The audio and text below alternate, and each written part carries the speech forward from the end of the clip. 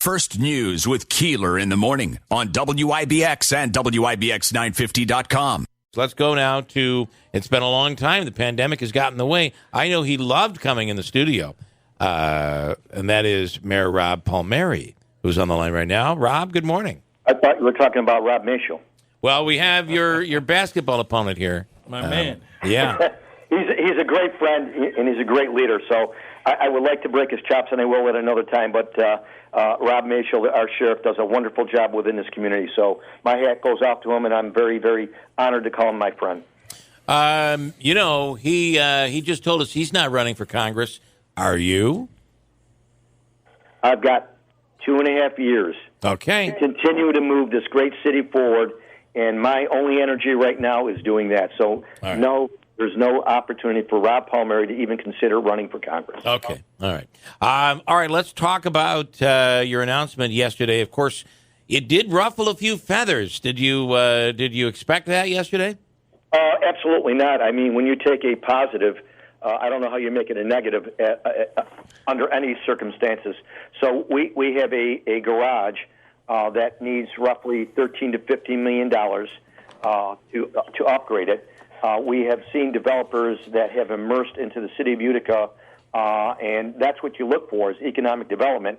So when you have the opportunity to put something back on the tax rolls, to have it reconstructed much faster, quicker, and not on the backs of the taxpayers, where you could get potentially sales tax, property tax, and bed tax, and get additional 200 parking spaces, that is absolutely a win-win-win for the community. And the bonding that the city has continued to do to try to upgrade our parking, that will be not on the backs of the city taxpayers. And the revenue that comes in, it's beneficial to the county and to the city. It offers jobs.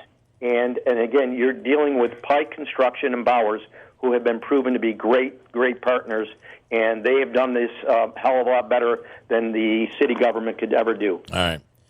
Was this property available publicly, or I mean, did others have an opportunity to possibly? Yeah, Bill, to that question, it was actually offered to several other people. One being MVHS. Okay, it was offered. So to they them. had the opportunity. It was going back in November, and for all the right reasons. They're over budget as they speak. How would they be able to facilitate that? But it was made available to them.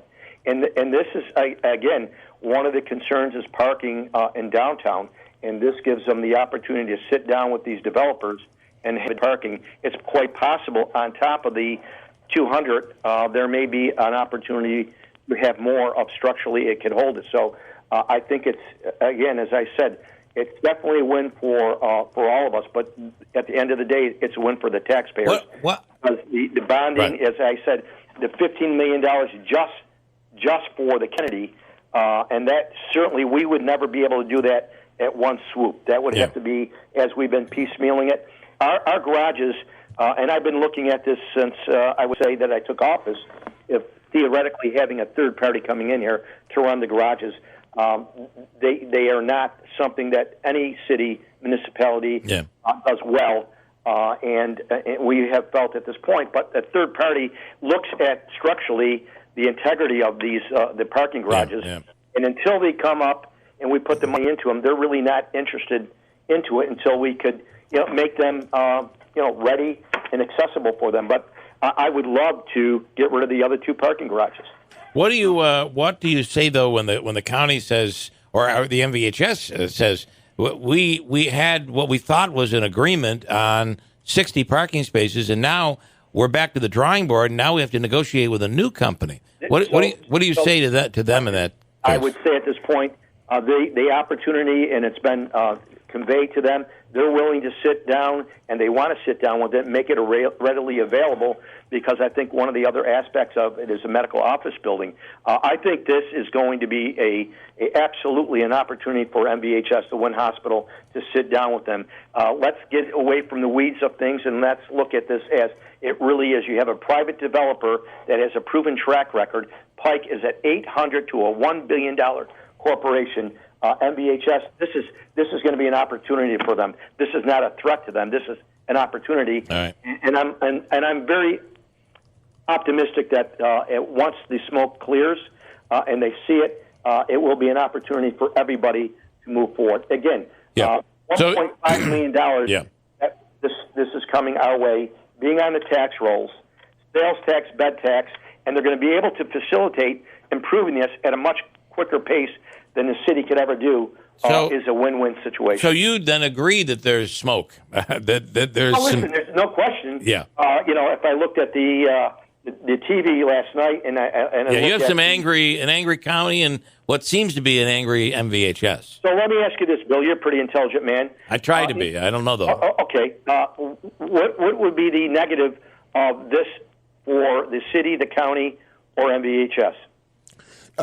If I may jump in here, unless this is a hindrance to the hospital some way, I completely agree with the mayor on this. Completely agree. He got outside revenue for the city. It will now cost nothing for those parking spaces. It's no longer their liability.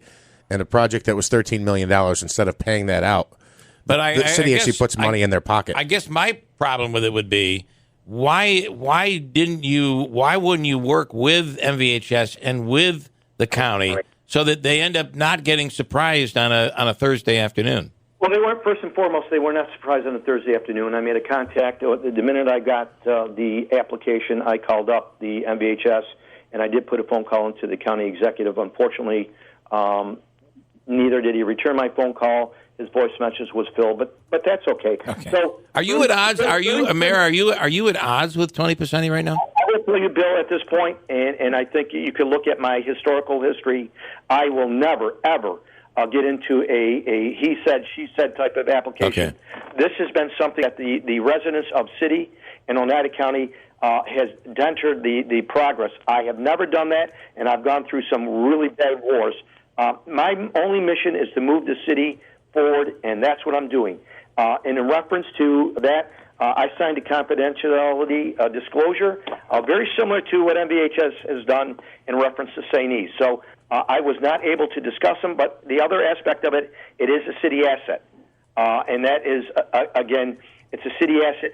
And I did not see the county or MVHS stepping forward and say, listen, you know what, we're going to infuse $1 million into that, because they can't.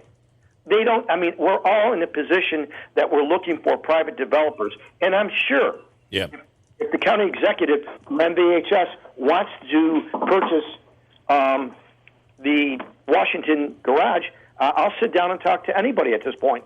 As I said to you, I would love at some point to have a third party come in here and running our parking garages, because you've learned from the past. We have not done a very good job. The presidents, we have an opportunity in the future, as it's no longer a liability for our city. All right, Andrew. After the memorandum of agreement withdrawal from your office, a lot of people seem to think that there isn't support for the hospital project from City Hall, or you in particular. Is that true? Do you support this project? Thing from the truth. We have infused close to $8 million. Urban renewal project homes have been deeded over to them. Closure of streets, the Common Council has been forthcoming supporting this. We are 100% behind this, as I have been. However, it's if they don't like something, that doesn't mean that we're against something. That means that we're moving this forward for the residents and for the progress of the MVHS. We have never, ever, ever changed our course of path. Now, you talked about the MOA.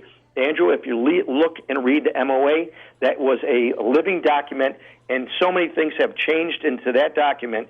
That was to get to the next level. That was to get the certificate of need that we needed to make sure that the hospital would not, that they wouldn't take the money away from this, and it wouldn't happen.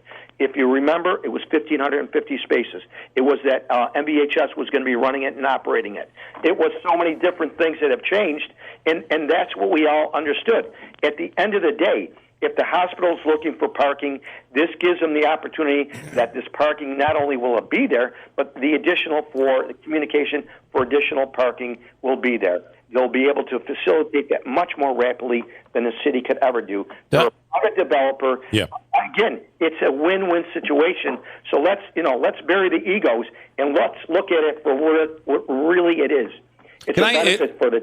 I understand that. I understand. Taxpayers, taxpayers and MVHS. I understand that, and I'm just trying to. I want to. Sometimes it's like let's just lay our cards out. There is no way in the world you couldn't have felt some joy that you were doing something and kind of trumped everything that the county executive was doing in reaction to all the media coverage from a month ago over the MOA and there being a dispute between the two of you. Paseni kind of got the last word on that. You kind of got the last word on this one. You had to feel some of that. I'm sticking it right back to you. Absolutely not. Okay. All right.